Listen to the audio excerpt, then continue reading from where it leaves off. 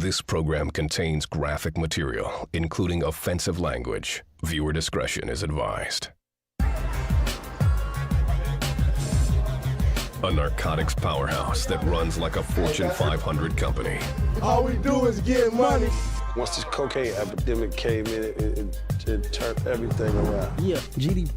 I was like, you know, man, I'm just gonna get filthy rich. Getting money right now, 06. The Gangster Disciples made millions by brutally punishing anyone who got in their way. Either roll with the gang or they would roll over you. They dominated the drug trade in cities across the Midwest.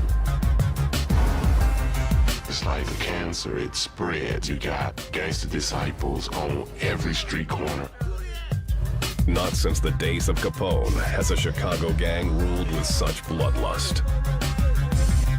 They only had one or two objectives: to sell drugs or hurt people. They will assault you, beat you, shoot you, threaten your family, threaten your children. It's killing season, Joe. The more fear, you know, the more respect. Oh, yes.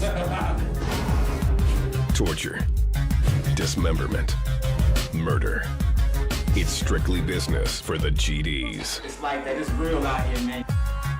Their simple goal: more money and more power.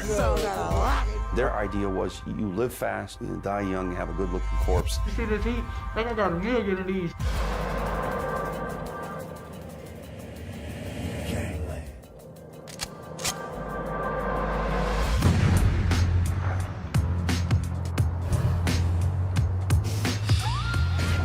Milwaukee, January 1986.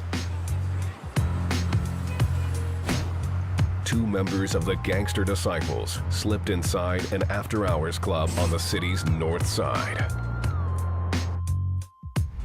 21-year-old Stan Cole led the way down to the basement, carrying a brown paper bag filled with almost $23,000 in cash. They were there to score a kilo of coke and believed they were on friendly turf. They were wrong. It was like a drug deal go bad. Next thing you know, I remember a gun going off, and I'm looking to see who was the victim.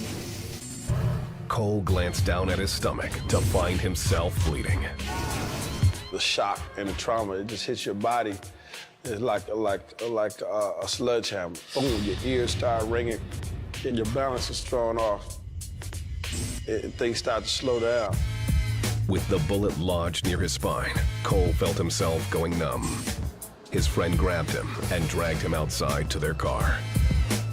Once you get shot, you're not gonna feel a thing.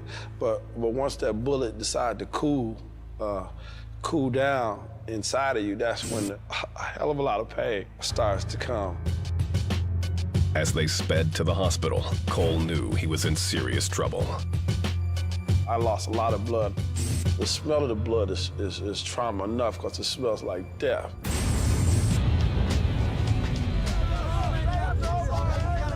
Nothing speaks louder than bullets and Benjamins in the gangster underworld.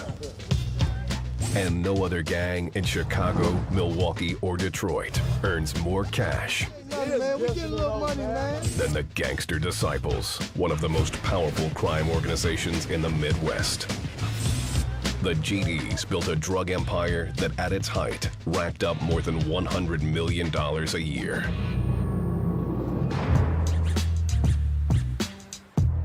They call Chicago their birthplace, and their founder, Larry Hoover, the chairman. This former GD, who we'll call Q, is currently behind bars on a weapons charge. Q said Hoover wanted to control not only Chicago's drug traffic, but also legitimate businesses. Larry had a little philosophy: why carry a gun when you can carry a briefcase? Why wear a hat when you can wear a suit and tie? He was ultimately trying to turn us all into businessmen. For 25 years, Hoover ruled his organization like a dictator. And the Gangster Disciples swelled to 30,000 members. He established a rigid chain of command and punished anyone who disobeyed his orders. The discipline within the gang and the violence that occurred within the gang was as great as the violence they perpetrated on their rival gangs. Violence and intimidation in the GDs was essential for survival of the gang. The GD's discipline, combined with the booming cocaine trade in the 1980s, vaulted them to power over their Chicago rivals, like the Vice Lords and the Mickey Cobras. They were probably the strongest, fastest growing gang that I ever encountered. Their numbers just were astronomical. The GDs recruited most of their young soldiers from the city's public housing projects, where gang life often provided easy cash. Money is scarce, so when they're putting food on your table, you know, that's kind of big. You'll show loyalty to this person because he's making sure that you eat, you know what I'm saying? Q says he worked as a shooter for the GDs when they battled their rivals for drug turf at the Cabrini Green housing projects. For every person you shot, you get points, you know, and points added up to respect in the neighborhood and ultimately leadership position, you know. Q claims he got hooked on shooting the first time he pulled a trigger, at age 12. After that first shot, you off to the races from there. Because it's like, it builds up this euphoria in your brain. Now you geeked and you charged and it's a high. Because every gang wanted to expand its territory, places like Cabrini Green turned into war zones, torn apart by sniper fire. Every day it was a constant tug of war over area. And the only way that you can keep somebody at bay is to keep applying pressure every day. And that's what I specialize in, applying pressure to them every day. Q employed many different strategies for stalking his prey. He would eventually gain notoriety as one of the deadliest and most prolific shooters at Cabrini. I would go out early in the morning on a hunt, is what I called it. And I would go into the rival gang's building, like 7 in the morning. You might be able to catch somebody down there selling drugs or whatever. You know, been out all night, catch them drowsy, slipping, and you get them. I would stake out areas. I would sit in bushes for hours, you know, in the rain, sleet, snow. I was willing to do whatever it took to get to my enemy. As the GDs established footholds on Chicago's north, west, and south sides, they drew more and more heat from the police. So they set their sights on untapped drug markets in Wisconsin, Minnesota, Michigan, and Indiana. The Gangster Disciples definitely, you know, were looking to branch out and definitely did branch out to other cities. And they would send individuals, you know, from Chicago to go set up an operation into other areas, other cities. One of those other cities was Milwaukee, a straight shot north of Chicago, 90 miles up the interstate. There, the Gangster Disciples found dozens of small-time local gangs eager to join the GD banner. The gang found it easy to recruit new members and set up new cliques.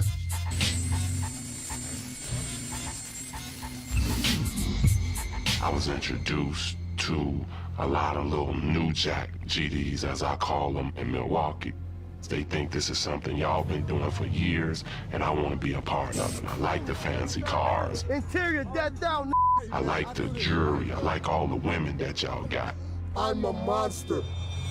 Everybody wants to be a part of the clique, and it just spreads like cancer.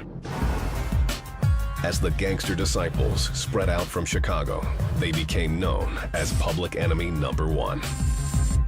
You dig? You come through this, you get a whop, you dig? Their unmatched success was driven by multi-million-dollar drug sales and brute force. They were ruthless. There was total disregard for human life. Whatever it took to make money. Sound that seven. It's been a lifetime.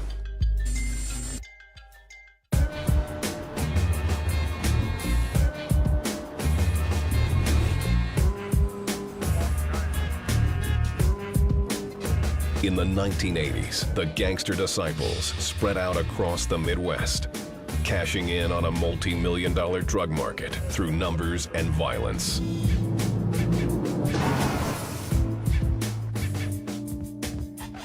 This gang powerhouse had started more modestly when in 1966, gangster David Barksdale founded the Black Disciples on Chicago's South Side. The Disciples were a small but lucrative drug ring. Barksdale controlled the gang and his neighborhood until his death in 1974. His passing created a power vacuum on the streets. Larry King Hoover stepped in to fill that void, launching a splinter group called the Gangster Disciples. Hoover wanted to create a black gang that would rival the Italian mafia in wealth and power.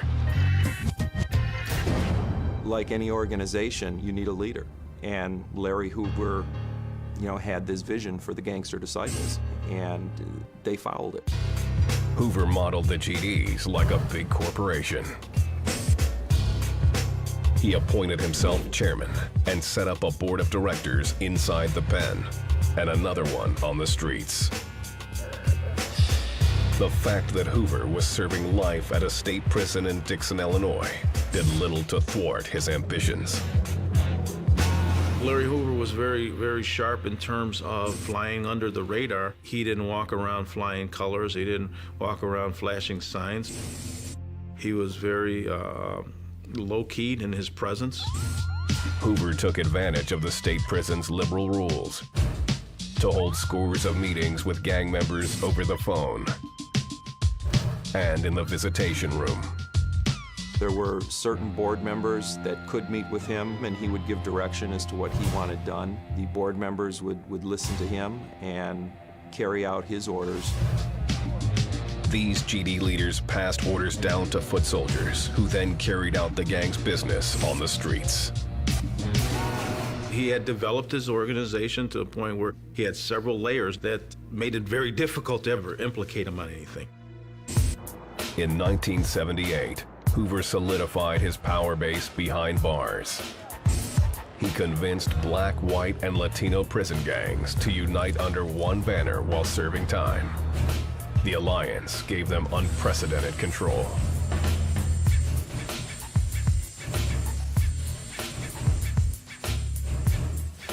Hoover called it the Folks Nation. Hoover got them together and made all of them drop the flags that they were with and become just one gang. With his power inside cemented, Hoover flexed his muscle on the streets.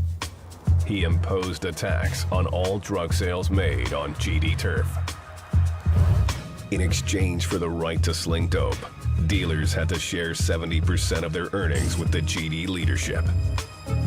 Hoover's enforcers made sure that everyone paid up. We had to pay dues, you know what I'm saying? Every week they said that this money was going to be used to buy guns, clothing, pay rents, lawyers, things of that nature. In the late 1980s, the explosive rise of crack cocaine transformed Hoover's organization into a drug empire. The GDs amassed yearly profits in the tens of millions of dollars. But they always wanted more, snatching up drug turf from rival gangs. That's why there was so much violence, because they tried to acquire as much territory as they could in order to sell the narcotics and generate more revenue.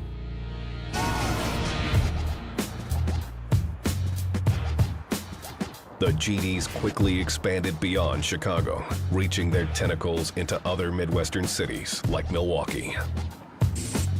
There, they found the perfect breeding ground for a new generation of recruits.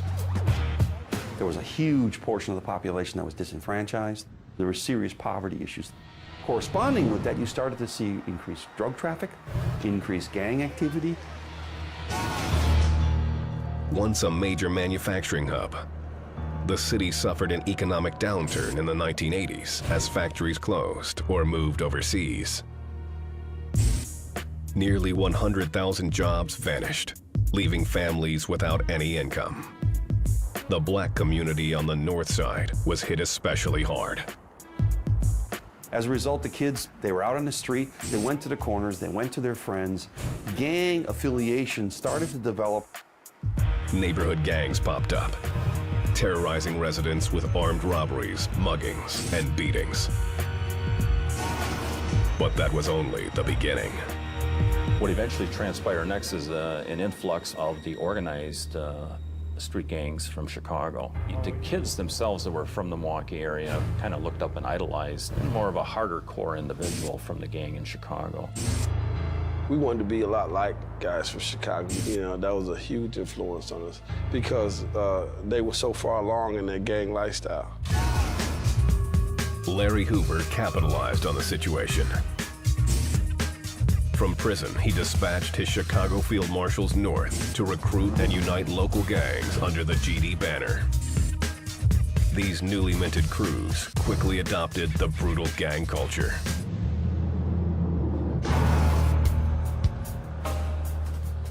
Dane County, Wisconsin, February 1991. We've got an actual crime scene out here, okay? We've got a female badly beaten and partially decomposed. Been here for quite some time. Doris Ann McLeod, a 16-year-old from Illinois, paid a steep price for associating with the GDs. Police recovered her body in a wildlife preserve 70 miles west of Milwaukee. She had massive trauma to her sternum area, massive trauma under her neck and to her chin, and there was a puncture injury to her throat, which was the likely cause of death. McLeod's killer had also raped her and chopped off her hands. Police investigators learned that McLeod was a runaway who had recently hooked up with a 26-year-old gangster disciple named Joseph White. White had started up a new GD clique in Milwaukee. Police say he had recruited the teenager to work for the gang as a prostitute. Joe was going to be the head of this clique, and Doris was going to be his D-queen. He bragged about the fact that he had this snow bunny, meaning a young white girl, that he felt he could make a lot of money with. She had the responsibility for making money by prostituting herself and having sex with other gang members. Police suspected White was involved in her slaying. As we began to interview, people would refer to Joe as Most, or the Most standing for Minister of Severe Torture. When detectives searched White's house for evidence, they discovered a handwritten book of GD rules. According to those rules, anyone who disobeyed the gang would receive, quote, 50 to the chest, a punishment that appeared to match Doris McLeod's injuries. And that certainly was consistent with the trauma that we saw on Doris. Her whole upper chest plate was involved in that type of beating.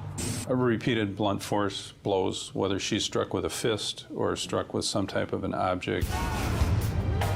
Joe White's 3-year-old son, Joseph Jr., revealed another important clue to police.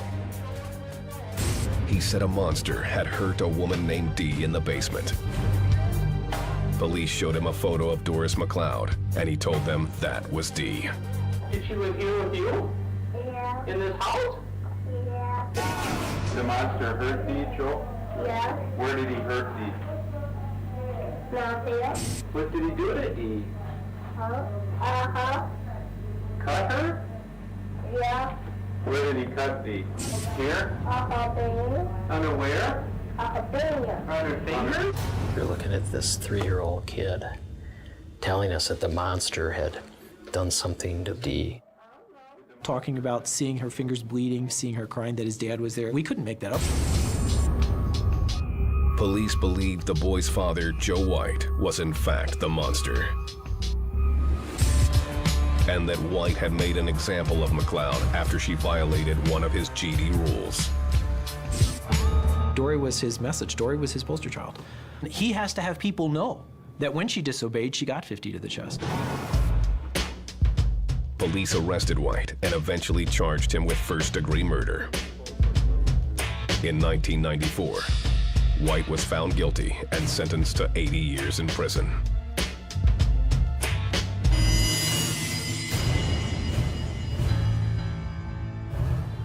The GD-style justice doled out to McLeod was part of a wave of gang crime crossing the Midwest. In Milwaukee, the murder rate reached an all-time high, more than quadrupling from 1984 to 1991, as more and more gangsters staked out their turf. Many of them were suspected of homicides, brutal beatings. Many of them ended up actually dead themselves, you know. Many of them would just as soon kill you than speak with you.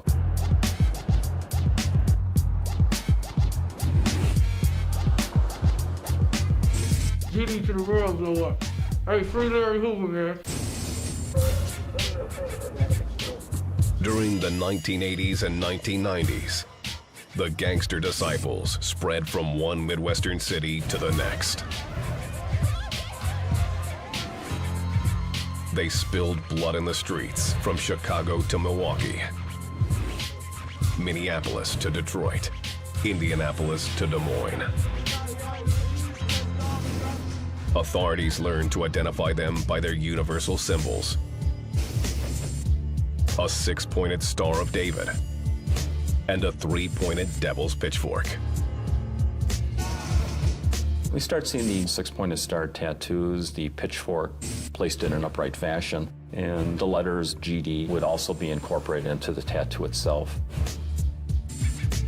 According to the GD's founder, Larry Hoover, each point on the Star of David represents one of the gang's core beliefs: love, life, loyalty, knowledge, wisdom, and understanding. The GDs have other ways of identifying themselves, from brandishing black and blue colors to signing to the right.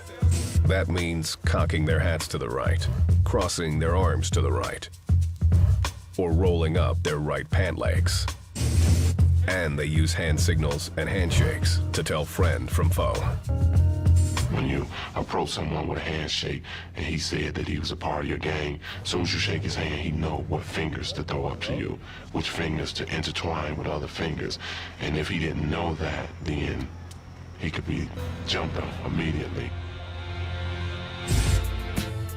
The GDs school themselves in the gang's constitution and 16 codes of conduct, written by the chairman, Larry Hoover. These codes shape every aspect of how they live and work. First one was silence and secrecy. That's where you didn't talk to no non-members about organization business, period. The chairman came up with a little saying, which was, if the duck wouldn't have quacked, he wouldn't have wound up on the hunter's dinner table. It's your mouth that gets you in trouble. Other rules forbid GD members from using drugs, showing disrespect, and drawing the attention of the police. The GDs enforce a variety of punishments for those who break the rules, from fines to beatings to death. There's accountability in every walk of life, particularly in gangs. There's a lot of accountability. They had what was called pumpkin heads.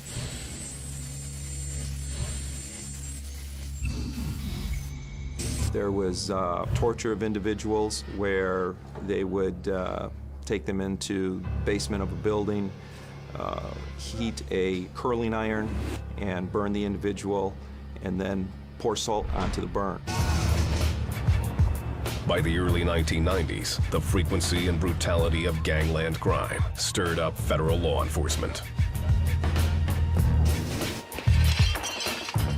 Agents from the Bureau of Alcohol, Tobacco, and Firearms joined forces with the Chicago Police Department to wage a massive sting operation against the GDs. It's time to take them off. It's time to stop the violence. authorities took aim at the upper echelons of the gang, including Chairman Larry Hoover, in the hope of crippling the GD's multi-million-dollar drug empire. By wiretapping Hoover's frequent phone calls from state prison, the feds discovered that he was laundering drug money through business fronts like nightclubs and rap concert promoters. On the wiretaps, we would get information, of his orders. We were able to show that he was still involved with activities of the gang, even though he was incarcerated. August 31st, 1995. Federal authorities indicted Larry Hoover and 38 of his top GD associates. The charges included racketeering, drug trafficking, and extortion. Hoover was convicted and sentenced to life in federal prison. His new home, the Supermax facility in Florence, Colorado, where unlike state prison, Hoover could no longer see visitors or make phone calls. He was effectively cut off from the GDs. Many of his associates back in Chicago were also convicted and sent to prison. It dismantled their hierarchy. It took their leaders away. The organization for some time was in disarray, and nobody really wanted to be the leader or say they were the leader because they saw what happened to the previous leaders. But the GDs weren't finished yet. Many of their sets began operating and flourishing independently. For that reason, they became all the more dangerous. These sets didn't have to answer to anyone. What's hard to deal with is that there's going to be so many splinter groups, and that's going to create turmoil, which is going to create more violence. One of the most dangerous GD sets started in the late 1990s when a pair of gangsters moved to Milwaukee from Chicago. Two brothers, Antoine and Aquila Crittenden, created a set called the Murder Mob and terrorized the city's poorest neighborhoods. Metcalf Park, a 15-block area on the north side, is today nicknamed Ghost Town. You can drive through that area, and even I do it now, and I'll be like, oh, that's where so-and-so died, and that's where so-and-so got murdered. That's why they call it Ghost Town, right? And you start to mark areas of town by, like, who got murdered. The Murder Mob set up shop in the heart of Ghost Town and shook down local drug pushers for their cash. Their MO was that they would murder other drug dealers to get their money, and you live by the sword, you die by the sword.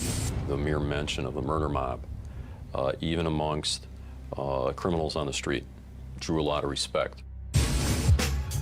The Murder Mob soon formed an alliance with another GD crew called the Ghetto Boys. The Ghetto Boys were the most feared because of the level of violence that they were willing to commit at any point in time. Jerry Versey and Joel Dolo Rhodes led the GD set of the Ghetto Boys on the city's north side. This is the neighborhood that the Ghetto Boys were located in. They had active dope houses running up in this neighborhood. The Ghetto Boys followed the GD code by meting out savage beatings to their own members who disobeyed gang rules. They termed it rec time, R-E-C.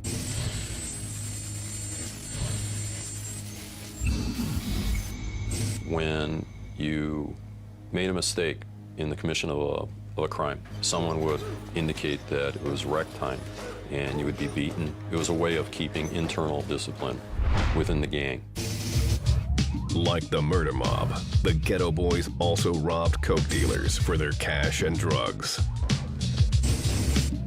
In the summer of 2001, they put the squeeze on a dealer named Charnel Hicks.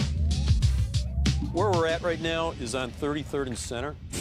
This is the crime scene location for the Charnel Hicks kidnapping.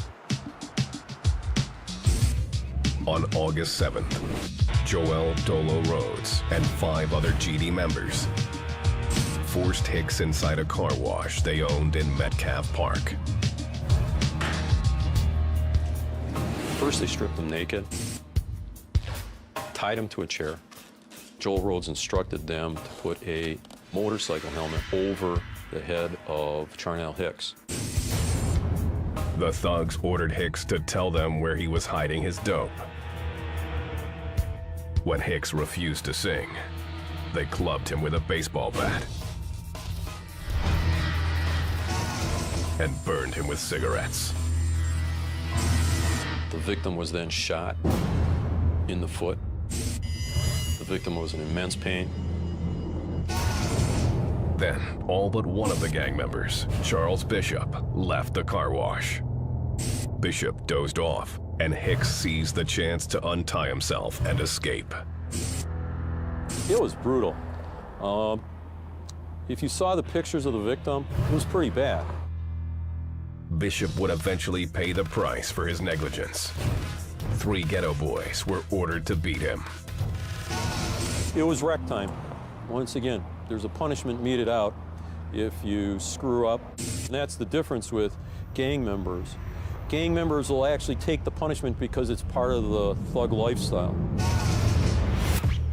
Ghost Town spiraled out of control as the GD sets of the murder mob and the ghetto boys waged open warfare with rival gangs throughout 2001.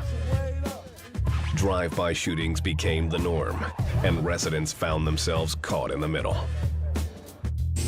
Milwaukee police, together with federal investigators, responded in March 2002 by arresting 16 members of the gang. Topping that list were leaders Jerry Bursey and Joel Rhodes. Indictments for the 16 ghetto boys included racketeering, drug trafficking, arson, kidnapping, and murder charges. After that day, for all intents and purposes, violence stopped. However, the root of the GD violence remained. Ghost Town was as poor as ever, and joining a gang to sell drugs offered many young men a shot at survival. The crack epidemic fueled the fire, so to speak. The business of the gang was to make as much money through narcotics, and nothing was going to stop them.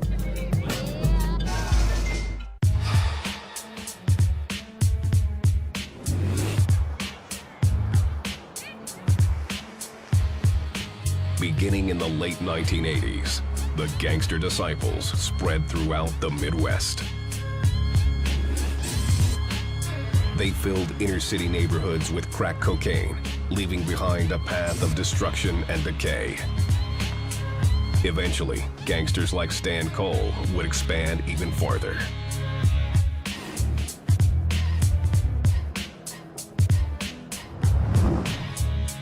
Cole was part of a GD set called the 27s, named after their hunting ground, 27th Street in Milwaukee.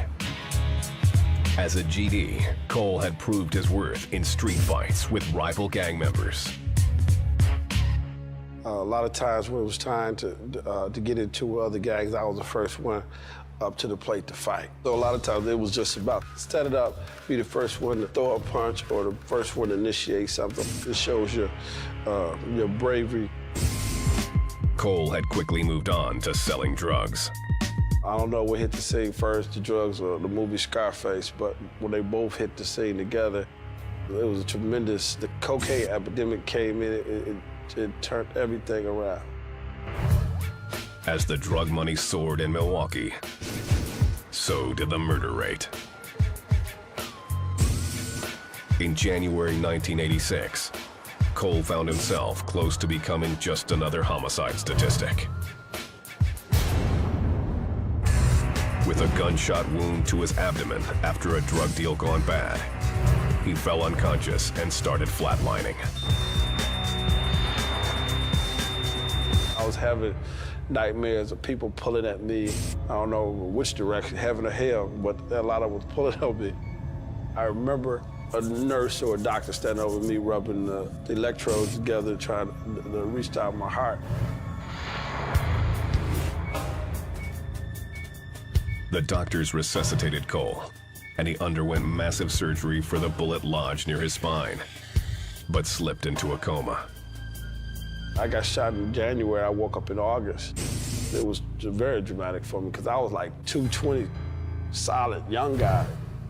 You know, and I woke up, I was 145 with a trach. A bullet can take a lot out of a person. Cole eventually made a full recovery. By then, his resolve had hardened. He vowed he would never drop his guard again. Instead, he would become the baddest, most violent, and most ruthless GD he could be. You sit there in the hospital, you smell blood for months. It changed you. It made a huge difference in me psychologically because I had a shooter's mentality after that. Cole moved his drug operations down to Racine, a small city located between Milwaukee and Chicago.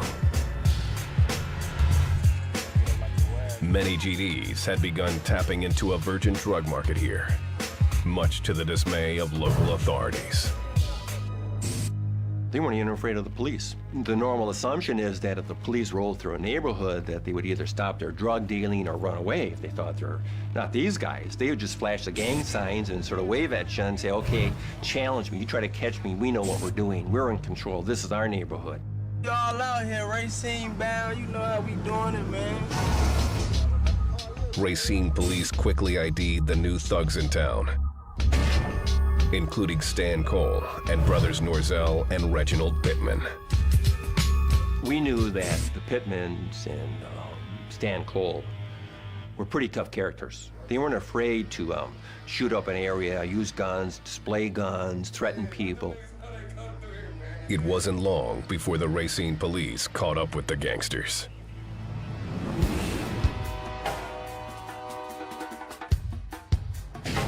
June 1st, 1988. After midnight, a group of GDs accosted 29-year-old Dana Bostic as he left a bar in downtown Racine. They accused Bostic, an addict, of stealing drugs from them and promised to teach him a lesson. Bostic broke out running. The gangbangers unloaded several rounds of gunfire. The next morning, Bostic's body was found in an alley. Dana Bostic was probably one of the first murders in the city of Racine that was truly gang-related. And you would think that little Racine, Wisconsin was not that type of place where you would have people gunned down, gangland style. Investigators tracked down eyewitnesses who identified the Pittman brothers and Stan Cole as suspects in the shooting. All three were arrested and charged with murder. Cole maintained his innocence, arguing that it had nothing to do with Bostic's death. The jury didn't buy it.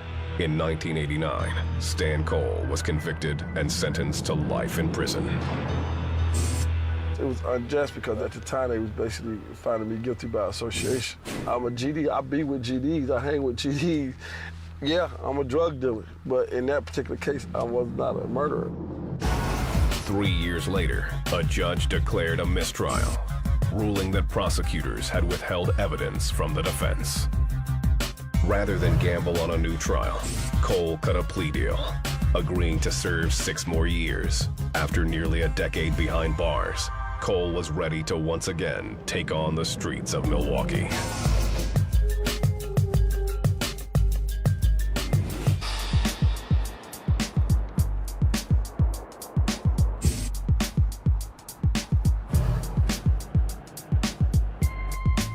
Chicago, the birthplace of the Gangster Disciples. Even after Chairman Larry Hoover went to federal prison, the GDs still dominated the drug trade on the city's west and south sides. But the gang's culture has changed. The once tightly managed organization has splintered into neighborhood tribes. They may share the same name, GDB, but not the same unity. If you look at how many different factions there are, there's basically a huge lack of loyalty within the Gangster Disciples. There's not that type of closeness. Larry Hoover, the membership in today's day and age, they don't even know who he is. They don't even know what he looks like. Some former GDs doubt that the gang ever truly stood for brotherhood. As foot soldiers like Q grew older, they realized that it was all a charade. They try to, embed in you that it's unity and then it's the love for your brothers, the means of brainwashing. If you think that I love you so much that I'll die for you, then you stupid. Q says that the GD's leaders recruited young kids for one thing: money. While gang leaders boasted about brotherhood, it was really all about bank. According to Q, an elite few pocketed the profits meant to benefit everyone. When I first seen it and I brought it to their attention, to quiet me up, they gave me a cut. You know what I'm saying? Hush money. Ever since then, I didn't have any more respect for the organization. They could care less about you. They will throw you aside when you are no longer useful. Inevitably, it just boils down to money. Nothing else matters. In 1999, former GD Stan Cole left prison a changed man.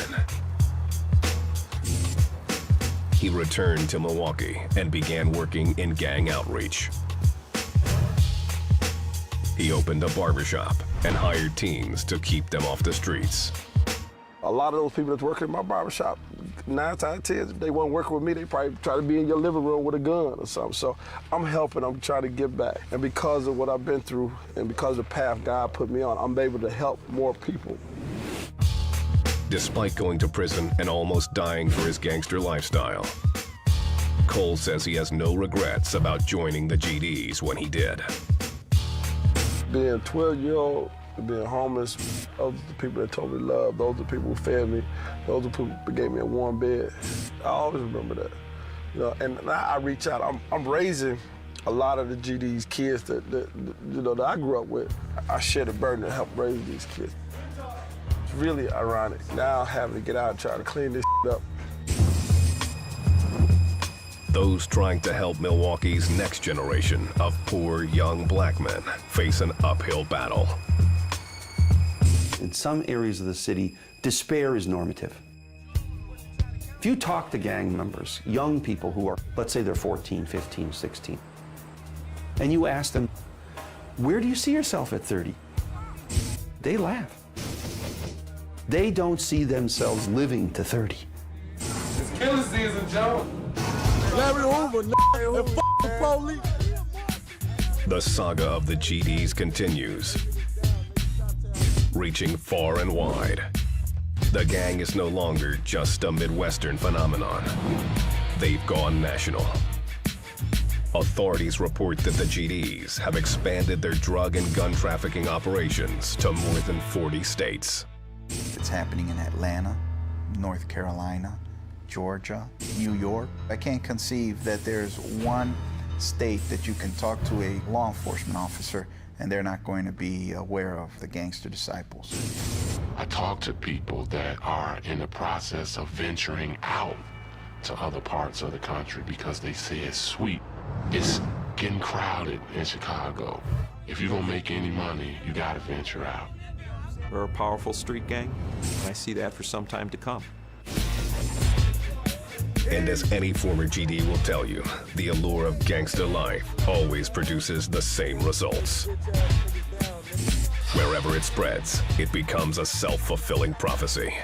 Street soldiers believe that this is the easy way to make money, gain prestige, power, and control.